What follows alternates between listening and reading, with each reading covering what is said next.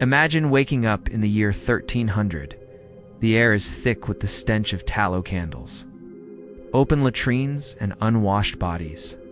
Church bells toll across muddy streets where beggars cry out for alms and noblemen parade on horseback, their boots never touching the filth below. Outside the castle walls, life is grim. The Black Death is but a century away, and for most people, life is a constant struggle against hunger and hardship. Above the clamor, two carols ring out. From a nearby church, a choir of young voices sings of God's love and heavenly peace. Knights in polished armor ride past, their swords gleaming in the sun. All around, people bustle about their daily business, bartering goods, gossiping over tankards of ale, making ready for market day. On the surface, it is an age of knights, chivalry, and faith. But scratch away the gilded paint, and the truth bleeds through. For women, this was not a romantic world. It was a prison.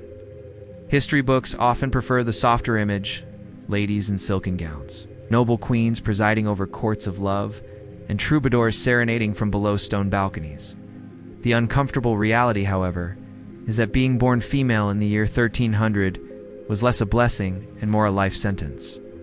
This is the part of history that polished chronicles tried to bury, and that even modern imaginations, dulled by centuries of legend, hesitate to confront.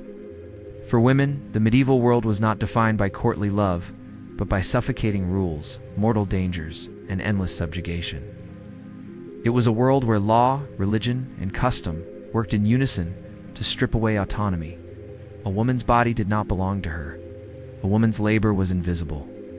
A woman's voice was muted by courts, clergy, and husbands alike. To survive was itself an act of endurance. Consider the cradle. Girls born into peasant families, which made up the overwhelming majority of the population, were seen as economic burdens from their first breath. Sons promised labor and strength. Daughters promised dowries and expense. In wealthier households, the calculation was little different. A girl might be raised not for her own sake, but as a piece in a family alliance, a pawn on a chessboard of dynasties. To modern eyes, this commodification of half the population is almost unthinkable. Today, treating a daughter as property could land parents in prison. But in 1300, it was the unquestioned foundation of society. And then came marriage, the institution that defined a woman's destiny. A medieval bride could be promised to a husband before her 10th birthday. Records from England, France, and the Holy Roman Empire reveal contracts binding girls barely past infancy to men twice, sometimes 3 times their age. Consent, in any meaningful sense, was absent. Marriage was not a personal choice, but a financial strategy. The church sanctified it, the law enforced it, and families demanded it. To refuse was unthinkable. To resist was dangerous. Once inside the walls of marriage, the situation worsened. Wife's legal identity dissolved into that of her husband. She could not own property independently, could not testify in many courts, and could not refuse conjugal demands. Marital rape, a crime in modern law, did not exist as a concept. Domestic violence, provided it did not cause permanent disfigurement or death, was accepted discipline. By today's standards, such treatment would invite criminal prosecution, restraining orders, and prison sentences. In 1300, it was daily life. If a woman survived the hazards of marriage, she still faced the mortal lottery of childbirth. With no antiseptics, no modern medicine, and limited understanding of anatomy, giving birth was perilous. In some towns, as many as 1 in 3 women died during or shortly after delivery. Midwives did what they could, but superstition ruled the process. Charms, prayers, and relics were often the only available safeguards. A church ritual called churching reminded new mothers that childbirth made them ritually unclean until purification. The message was stark. Survival was a divine gift, not a right. Death was God's will. This is only the beginning of the medieval woman's ordeal. Beyond the household, dangers multiplied. Accusations of witchcraft could emerge from a neighbor's envy or a child's illness, spiraling into torture and public humiliation. Clothing laws, known as sumptuary regulations, dictated what colors and fabrics women could wear, speaking too boldly, behaving too freely, or stepping outside prescribed roles invited gossip, scandal, or worse. A woman's reputation was fragile, her honor a precarious shield against a society eager to control her. Even queens and noblewomen, cloaked in velvet and guarded by armies, were not exempt. Their lives, too, were often dictated by dynastic necessity. Consider Isabella of France, who was married to Edward II of England at just 12 years old. Behind the pageantry of royal weddings lay cold political calculus. And behind the crowns lay the same reality. Their primary value lay in bearing heirs and forging alliances. Power was a privilege, but also a cage. The irony is chilling. The Middle Ages, often portrayed as an age of faith and virtue, was in fact an age of systemic brutality toward women. The very institutions celebrated for bringing order, law, monarchy, the church, were the same forces that codified female subjugation. What today would be called abuse, exploitation, and criminal negligence was then celebrated as the natural order of the world. To be a woman in 1300 is to inhabit a world of shame, secrecy, and fear. To speak of it is to risk scandal. To act outside its confines is to invite punishment. But within this rigid society, cracks appear. In rare instances, women found ways to resist, to forge identities beyond the roles assigned to them. To tell their stories is to find glimmers of hope in a world determined to snuff them out. Their voices may be faint, but their humanity shines through. And there, against the darkness, we see the beginnings of a rebellion, a quiet rising that refused to be silenced. Their story is our story, their struggle is our struggle, and their resilience reminds us that even in the darkest of times, the human spirit can endure. This is a tale not of defeat, but of quiet defiance. For every woman whose story is lost to history, there are echoes of resistance that remain. They may be faint, but their humanity shines through. And there, against the darkness, we see the beginnings of a rebellion, a quiet rising that refused to be silenced. Their story is our story, their struggle is our struggle, and their resilience reminds us that even in the darkest of times, the human spirit can endure. 1,000 years ago, a medieval woman's life was often decided before she even reached adolescence. Marriage was not a celebration of love, nor the beginning of a partnership. It was a contract of ownership. For fathers, daughters were valuable only insofar as they could secure alliances, land, or money. Ow. For husbands, wives were legal extensions of their will, stripped of independence. And for the women themselves, marriage was less a choice and more a sentence. In 1300, across Europe, the average age of marriage for noblewomen hovered shockingly low. Chronicles describe girls betrothed at the ages of 7, 8, or 9. Their hands promised long before they understood what marriage meant. The consummation of these unions might be delayed until a girl reached puberty, but the binding contract was already in place. Daughters were chess pieces, their futures traded like currency. In noble courts, alliances meant survival. To marry off a girl was to secure soldiers, dowries, and political favors. But for the peasant majority, the story was harsher in its own way. Peasant girls were often pushed into marriage in their early teens. Records from England's manorial rolls show numerous cases of 14-year-old brides. In France, local parish registers echo the same numbers. Love was irrelevant. A woman's marriage was arranged by family elders, sometimes with the lord of the manor himself granting permission. To remain single was not a matter of independence, but of economic ruin. Without marriage, a woman had no place in the village economy. Once married, her identity ceased to exist in law. Medieval legal doctrine, particularly in England under the system of coverture, dictated that a wife's legal personality was absorbed into her husband's. She could not sign contracts, sue in court, or own property independently. In effect, she was erased. Her dowry and goods became her husband's. Even her own body was not her own. Sexual rights belonged entirely to the husband.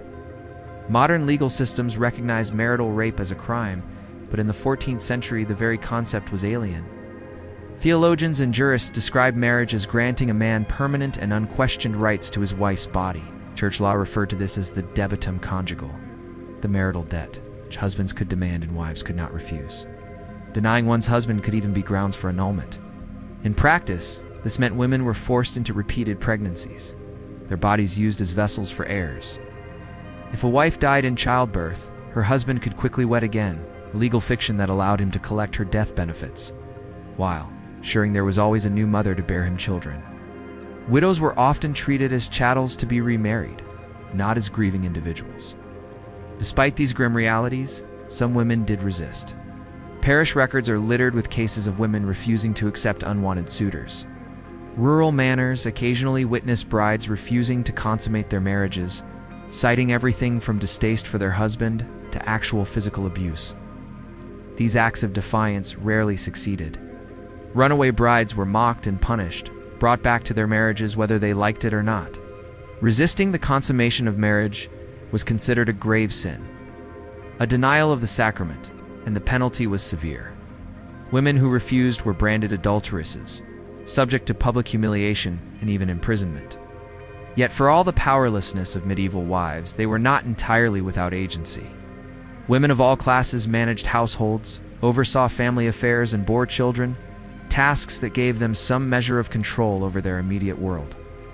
The institution of marriage itself evolved over time, and women both suffered from and benefited from those changes.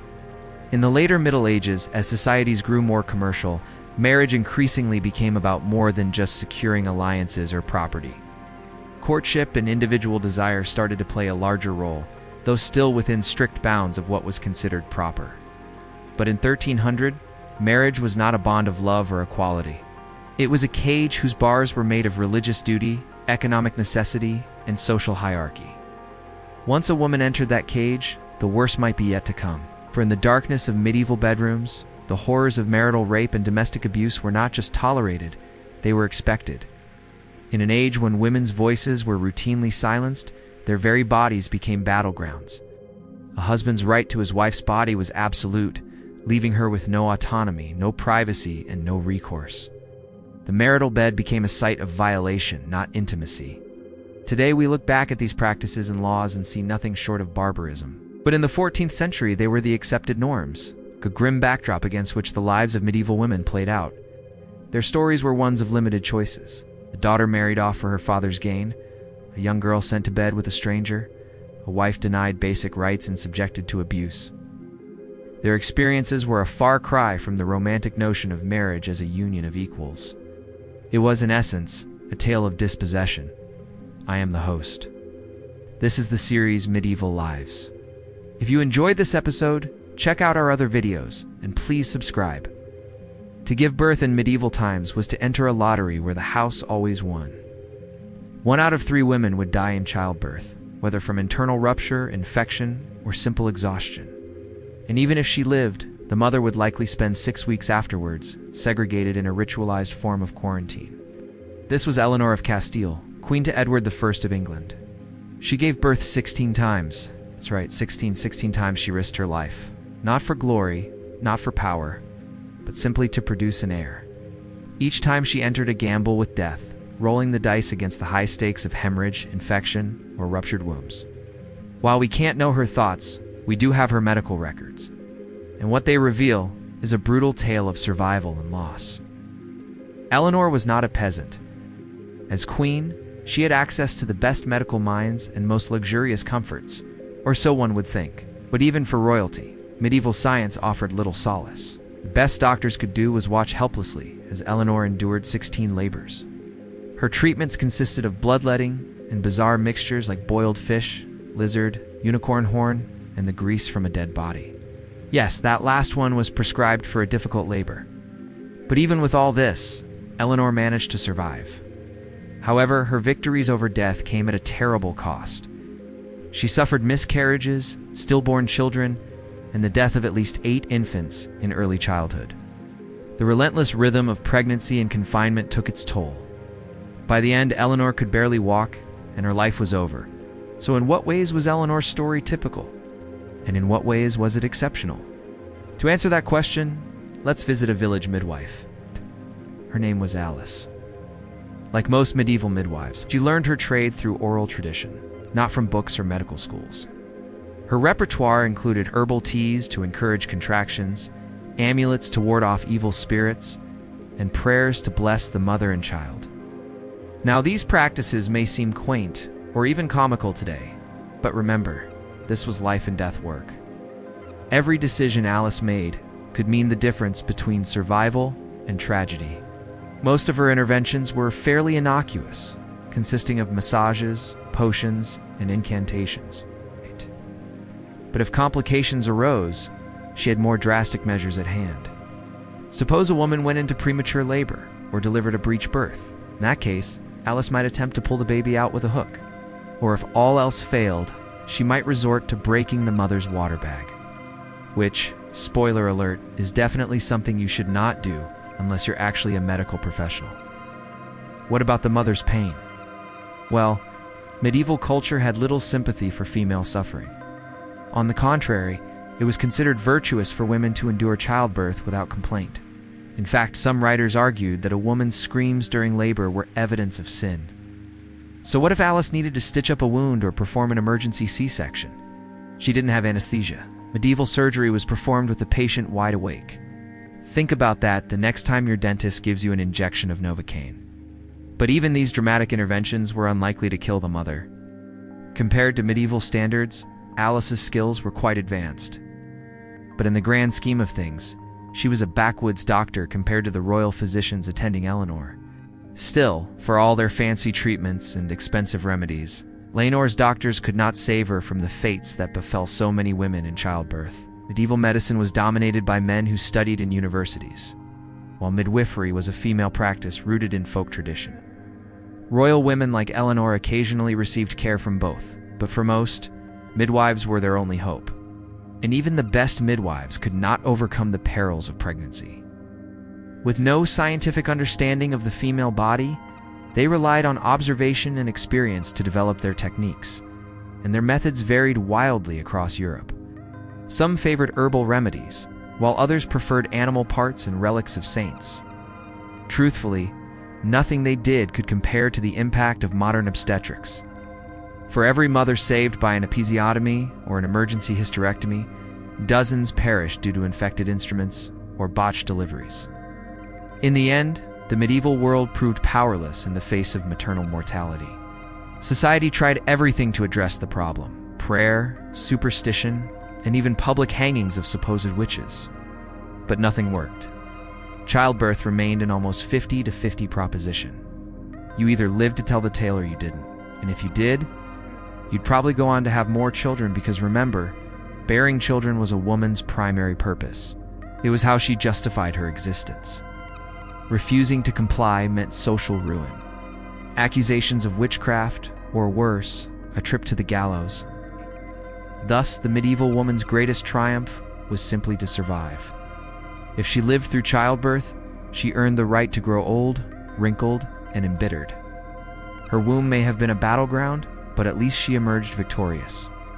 A word of caution to all Christian women: do not walk through fields lest you trigger a hailstorm. Do not collect dew in the morning, lest you steal men's virility. Do not turn into cats, lest you spoil your neighbor's milk. Better yet, keep silent, ask no questions, and avoid all suspicion. For in 1300, the greatest danger for women was not marriage or childbirth, nor the threat of death. It was the ever-present terror of being accused of witchcraft. In the year 1300, superstition bled into every aspect of daily life.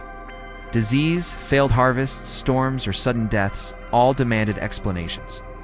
And when answers could not be found in nature, they were sought in blame. Too often that blame fell upon women.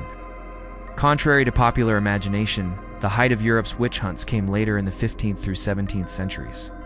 But the groundwork was already in place by 1300. The Malleus Maleficarum, the infamous witch hunting manual, not yet been written, but local courts and clerics already entertained accusations of sorcery. Women, especially those who lived at society's margins, bore the brunt of these suspicions. Why women? Because in medieval thought, women were considered more susceptible to sin, temptation, and weakness. Theologians such as Thomas Aquinas argued that women's bodies were imperfect reflections of men's. Minds weaker, their souls more easily swayed by the devil. This warped theology made women the natural culprits whenever calamity struck. The targets were often widows, spinsters, or poor women who lacked male protectors. A widow living alone at the edge of a village might be accused of spoiling milk, cursing livestock, or causing illness.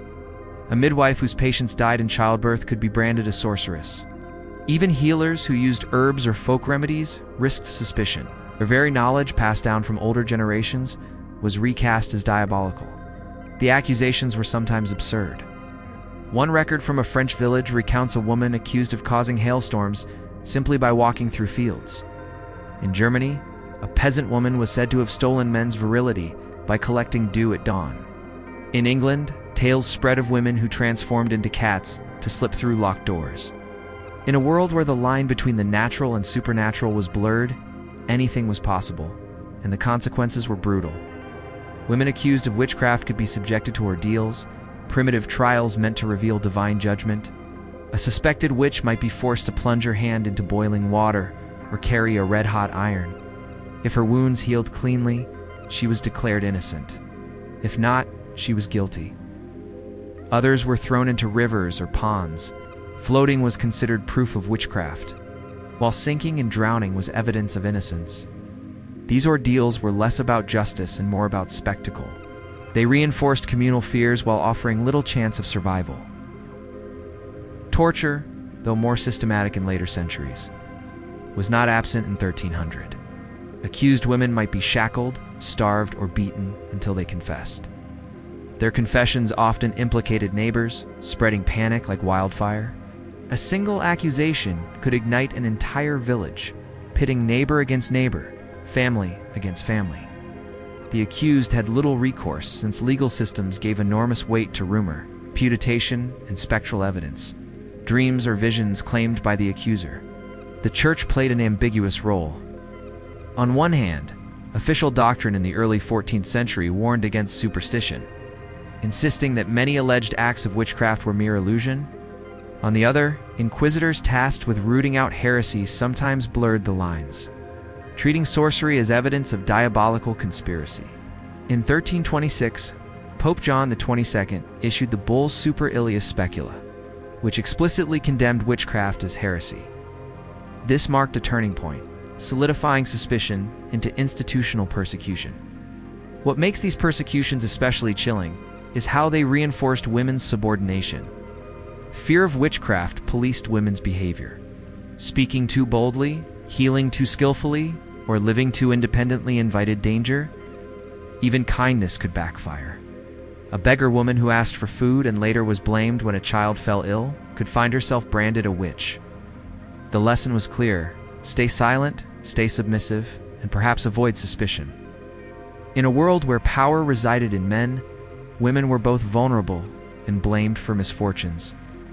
They were expected to be pious, obedient, and subservient, but also answerable for the inexplicable. Accusing someone of witchcraft was an extreme example, but it reflected a broader tension. Women lived with the constant threat of being judged for their actions or even their thoughts. They navigated a world where the rules shifted, where healing herbs could be seen as harmful, where helping the sick could bring accusations, where asking for food could lead to ruin. The medieval obsession with witchcraft was more than superstition. It was a weapon. It allowed society to control women, punish nonconformity, and reinforce patriarchal order. Every accusation was a warning. Step outside the narrow boundaries of obedience, and the flames might be waiting. To modern ears, the tales of witches causing storms or stealing men's virility seem comical. But imagine living in a time when such beliefs were not just commonplace, but used to justify persecution. The so-called witch craze of the 15th through 17th centuries may have been more intense, but its roots were nurtured in the 13th. By 1300, the seeds of suspicion had been sown. Women's lives were already shadowed by fear. Maleficarum may not have been written yet, but the book's logic was already infiltrating rural villages. By the 15th century, it would offer a chilling system to justify what was already taking place. Death was not the worst thing that could happen to a woman in 1300. Life, in fact, held its own horrors. Even without the constant terrors of forced marriage, deadly childbirth, or witchcraft trials, life for women was far from ideal. In 1300, a woman's life was full of daily humiliations, written into law and woven into custom. The oppression was not always as dramatic as torture or execution. Often it was quiet, relentless, and suffocating. It was the thousand small ways a woman was reminded every day that she was less. One of the clearest examples came in the form of sumptuary laws, legal codes dictating what women could wear. These laws, enforced across England, France, Italy, and beyond, did more than regulate fashion. They reinforced hierarchy. A peasant woman could not wear silk, velvet, or bright dyes reserved for the nobility. A merchant's wife might be forbidden from gold embroidery or jeweled accessories. Even widows faced restrictions. Many were ordered to wear sober, dark clothing as a sign of humility. The purpose was control. By regulating clothing, authorities reinforced both class and gender order. A woman's body was never hers to adorn freely. Her appearance broadcast the wealth and status of her husband or father, never her own identity. Breaking these laws could bring fines or public shaming. In Florence, inspectors called sumptuary patrolled the streets, checking hems and fabrics like moral police. A woman's very clothing became a cage. Public shaming extended far beyond dress. Women who transgressed social norms faced humiliating punishments designed to degrade them in front of their neighbors. One notorious example was the scold's bridle, an iron cage locked around a woman's head, fitted with a plate that pressed against her tongue. Used in England and Scotland, this device silenced nagging wives or outspoken women. They were paraded through the streets, ridiculed and jeered at by crowds. Today, such treatment would be considered torture and psychological abuse. In the 14th century, it was accepted as justice. Another form of punishment was the ducking stool. Women accused of gossip, adultery, or disorderly behavior were strapped into a wooden chair and repeatedly plunged into rivers or ponds. The spectacle drew laughing crowds. The message was clear. A woman's voice, if raised too loudly or freely, would be drowned. Men faced no such ritual humiliations. These punishments targeted women specifically, policing their speech, sexuality, and behavior. The law itself added to the degradation. In most European courts, women's testimony carried less weight than men's. In some cases, a woman's word counted for half, requiring 2 women to equal 1 man's statement. In legal disputes, especially over property, husbands or male relatives spoke on women's behalf. The silencing was systemic, encoded in legal doctrine. Work offered no escape. Peasant women labored tirelessly in fields, kitchens, and workshops, yet their contributions were rarely recognized. A man's harvest was his achievement. A woman's work was considered mere assistance. Women were often barred from guild membership, excluding them from the economic power that organized trades enjoyed. Even in textiles, where women's labor was essential, guild regulations usually gave leadership and profit to men. A woman could work from dawn until dusk and still be invisible in the records of her craft. The church, far from offering relief, reinforced humiliation. Priests preached about women's supposed weakness, their responsibility for humanity's fall through Eve, their role as temptresses leading men into sin.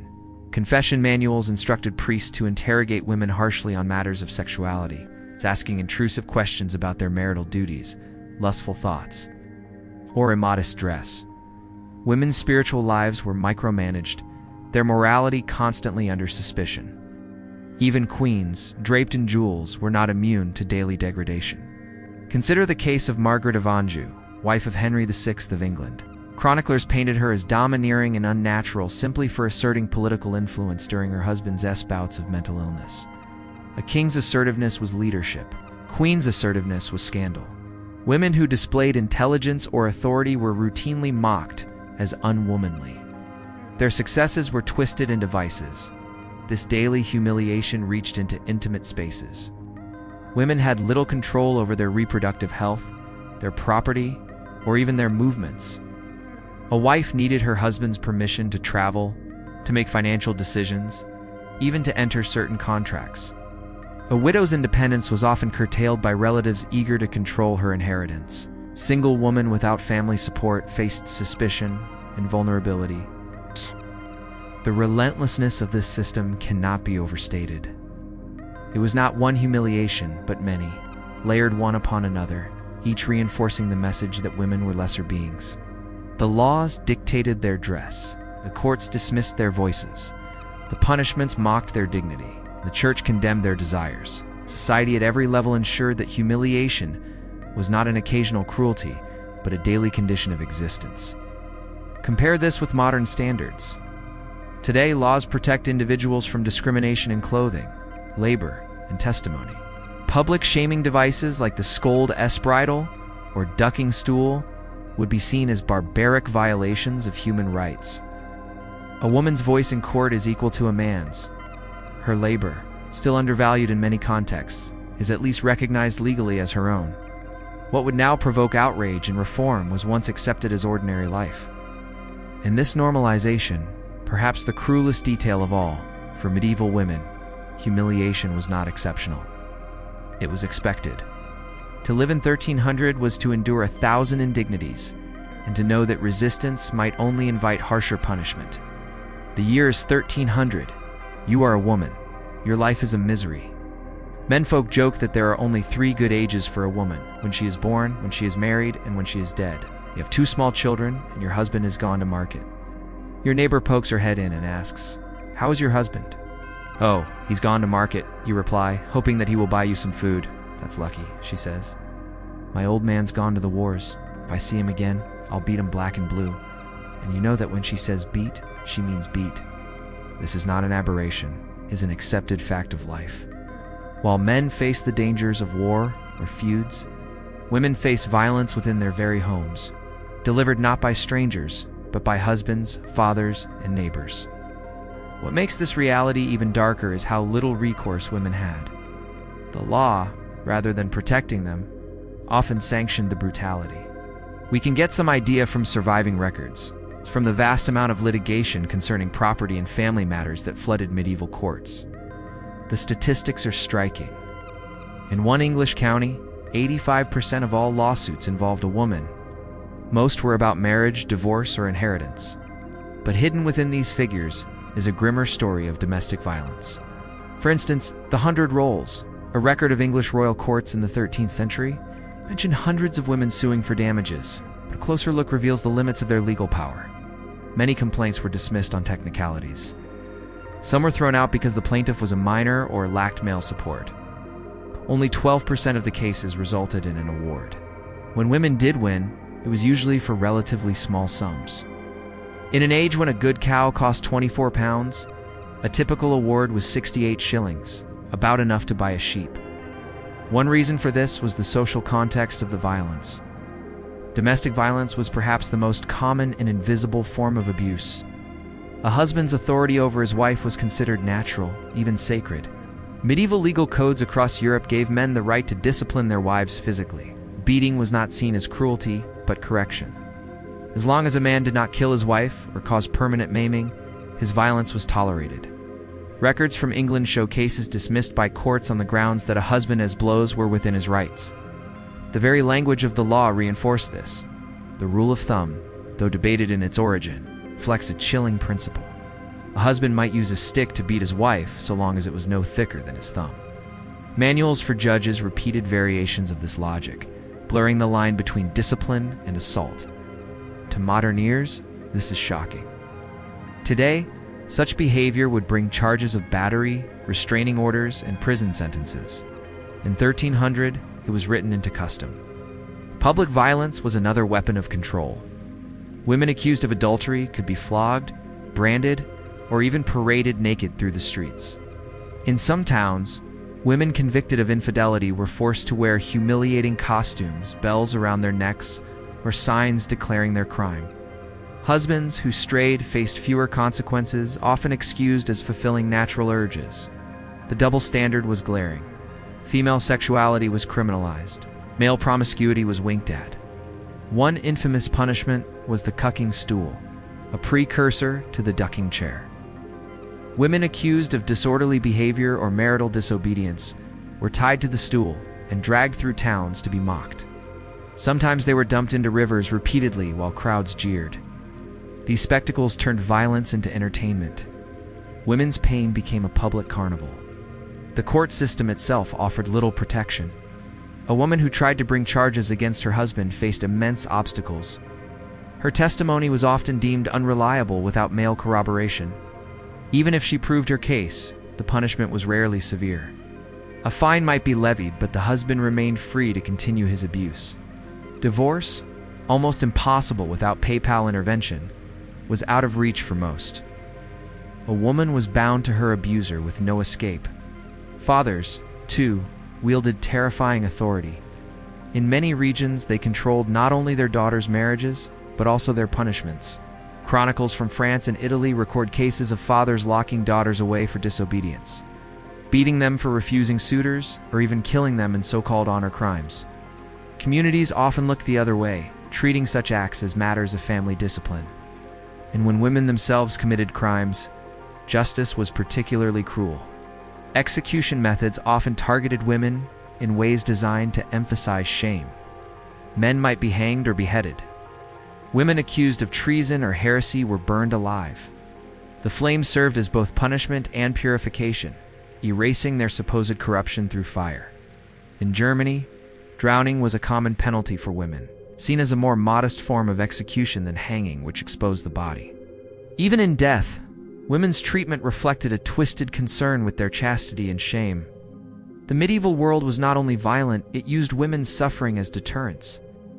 Public executions of women drew immense crowds, feeding both fear and fascination.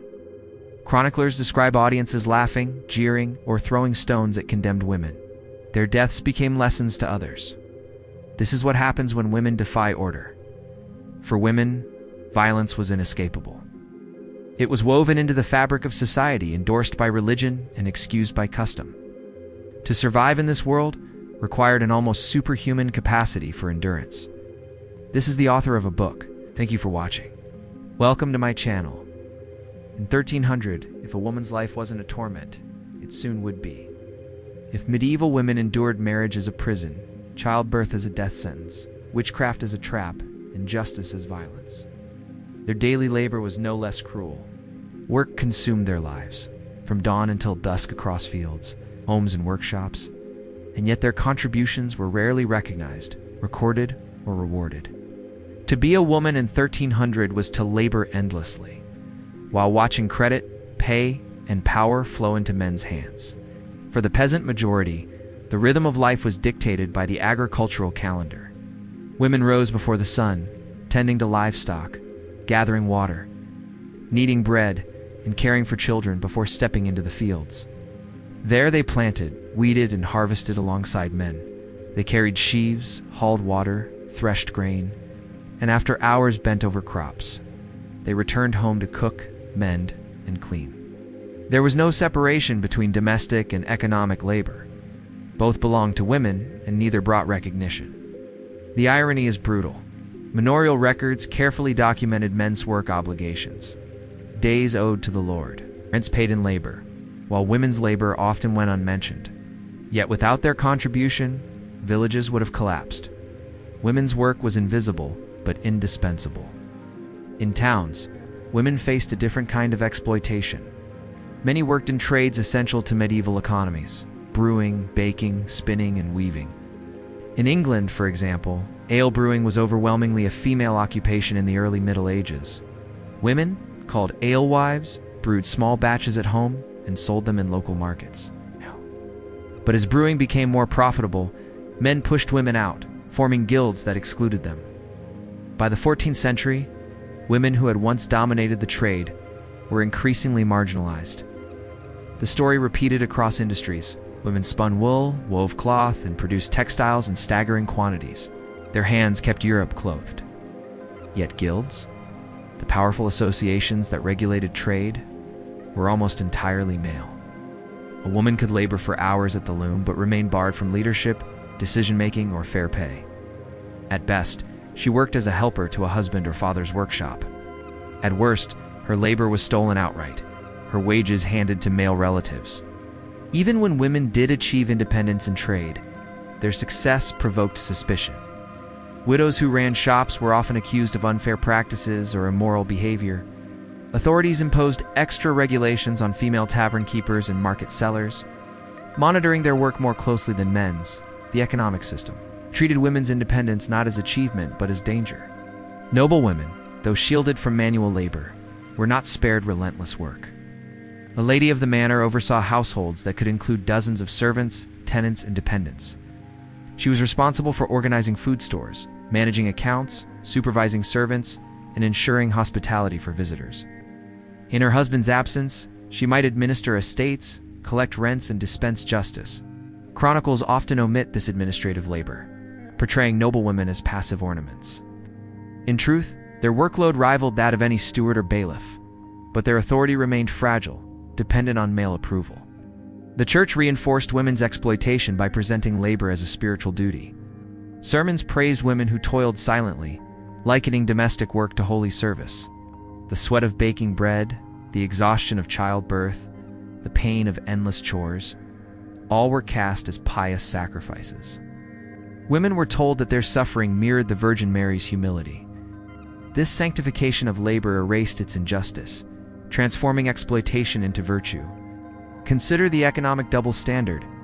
Men's labor was quantified, monetized, and rewarded. Women's labor was assumed, taken for granted, or devalued. In modern terms, it was unpaid labor on a civilizational scale. It's the unpaid household labor debates of the 20th century. Arguments that domestic work is economic work would have sounded alien in 1300. In that world, women's labor was not simply undervalued, it was invisible. The only moments when women's labor was publicly acknowledged were often in punishment. Market regulations singled out wives for fraud more than male brewers. Women accused of selling short measures or poor quality goods were paraded, fined, or pilloried. The same system that ignored their contributions spotlighted their alleged failings, turning them into examples of dishonesty and disorder. This invisibility extended to records of death. When a peasant man died, manorial rolls listed his obligations, debts, and holdings. When a woman died, she might be recorded only as wife of, or widow of, her years of labor reduced to an afterthought. Centuries of unrecognized toil vanished into silence. Modern eyes can see the injustice clearly. Today, laws protect workers' rights, wages, and recognition. Guild exclusion would be considered workplace discrimination. A society that erased half its labor force from official records would be condemned. And yet, in 1300, these practices were not only tolerated but foundational. The medieval economy rested on the backs of women whose contributions were stolen by men, sanctified by religion, and forgotten by history. The result was a society built on systematic exploitation. Women's bodies provided heirs. Their hands provided labor. Their silence provided stability. In exchange, they received little more than humiliation and violence. Marriage was a prison. Childbirth was a death sentence. Witchcraft was a trap. Daily life was humiliation. Justice was violence. Work was exploitation. And behind all these structures stood one unshakable authority: the church, whose grip shaped every aspect of a woman's existence. Thank you for watching. Imagine living in a world where every hour of every day is dictated by the rhythm of a bell, where your entire year is mapped out with holy days and feasts and fasts. And on top of that, every choice you make is guided by strict rules about what is right and wrong. That's what life was like in Europe around the year 1300. When the Christian church had a bigger impact on daily life than any other institution. And for women specifically, the influence of the church was particularly strong. On the one hand, it gave them access to things like literacy and community and the chance to hold important positions. But on the other hand, the church set really strict boundaries.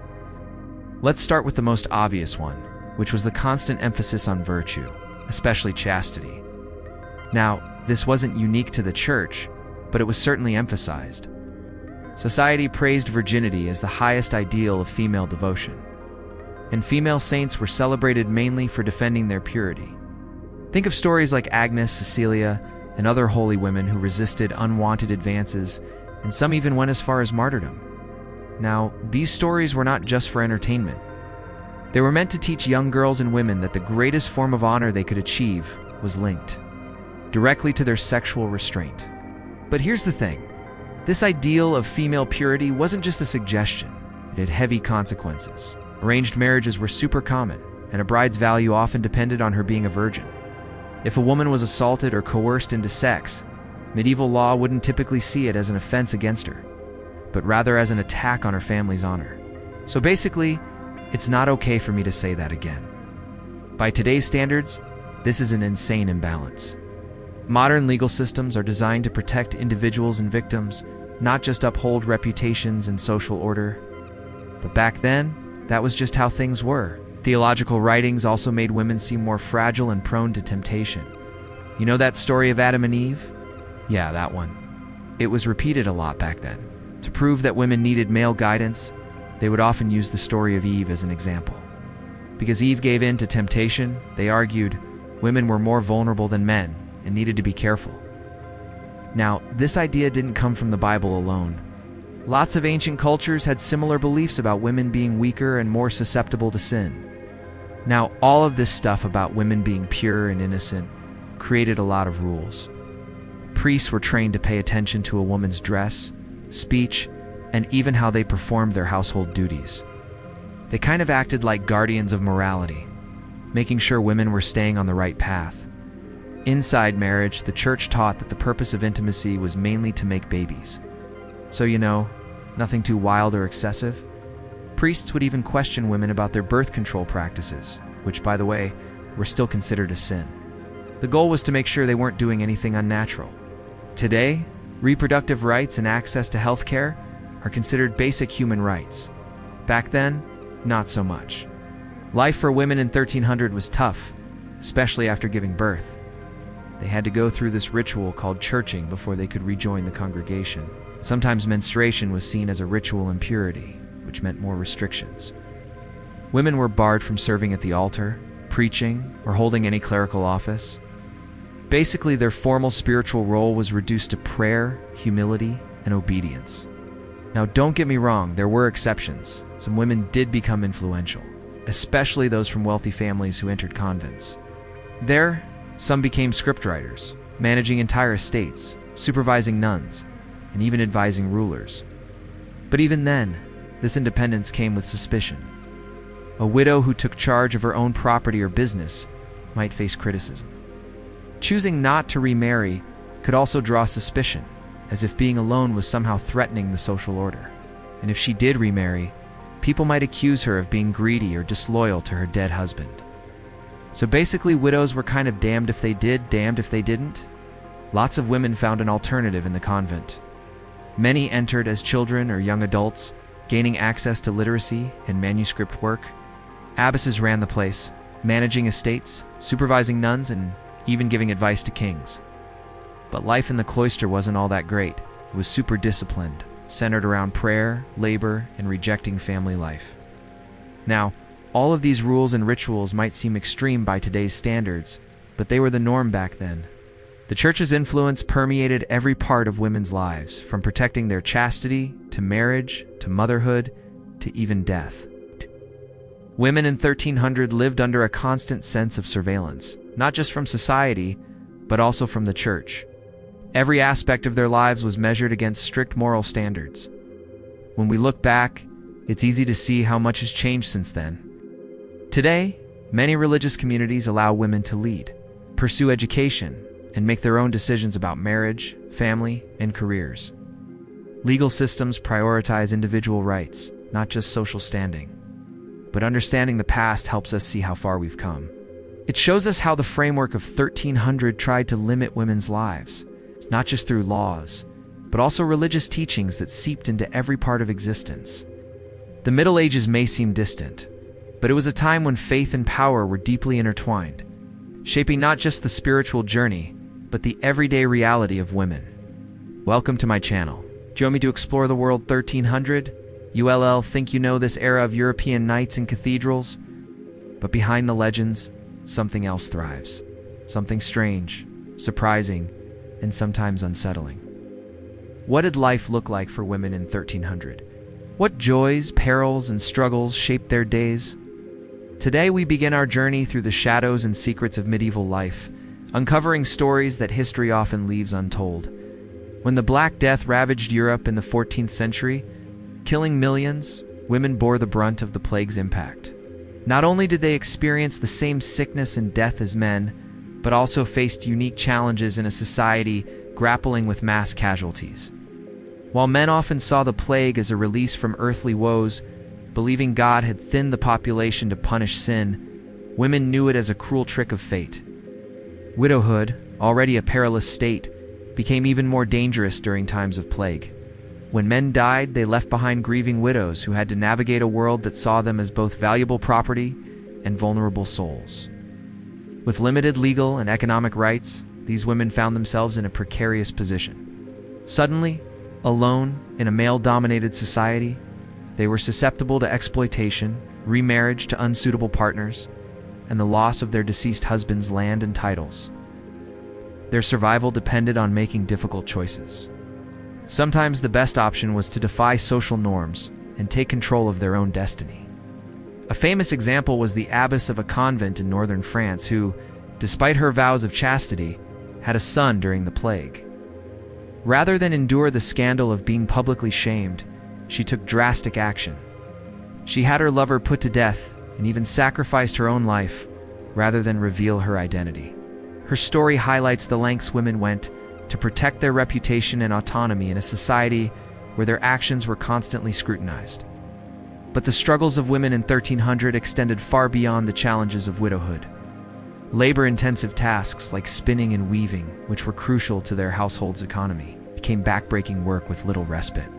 The expectation to maintain a well-stocked house and care for family members, including orphans and the sick, placed an enormous burden on their shoulders. And with the scarcity of resources and the pressure to make ends meet, many women resorted to desperate measures to ensure the survival of their families. Some turned to petty crimes such as stealing wood, while others made agonizing decisions like abandoning their children or selling them into servitude. In this time and place, a woman's value was often measured by her ability to conform to societal norms, bear children, and maintain a spotless reputation. Any deviation from these expectations could lead to severe consequences. Accusations of witchcraft, heresy, or sexual misconduct could destroy a woman's life. Separating her from her family and stripping her of her dignity, even the slightest misstep could result in public humiliation, imprisonment, or even execution. Yet amidst these hardships, glimmers of resistance appeared. Resourceful women found ways to adapt to the changing world around them. They shared skills, traded goods, and formed communities to support one another. They also played a pivotal role in preserving knowledge and culture during the plague, with women like Christine de Pizan stepping forward to challenge prevailing stereotypes and advocate for gender equality. Through their resilience, resourcefulness, and determination, women demonstrated their strength and adaptability in the face of adversity. And so, we come to the end of our journey through the lives of women in 1300. Their experiences during the Black Death were a stark reminder of the fragility of life and the harsh realities of their time. While they faced unimaginable challenges, their stories also reveal their strength, resilience, and unwavering spirit. As we reflect on their struggles and triumphs, let us remember that their stories are not just a part of history, but an integral part of our collective human story. By understanding their experiences, we gain a deeper appreciation for the progress we have made and the challenges that still lie ahead in our ongoing pursuit of equality and justice for all. Thank you for joining me on this episode. Remember to subscribe for more captivating journeys through history. Until next time, keep exploring the past and keep asking questions. The more we understand our history, the better equipped we'll be to build a better future.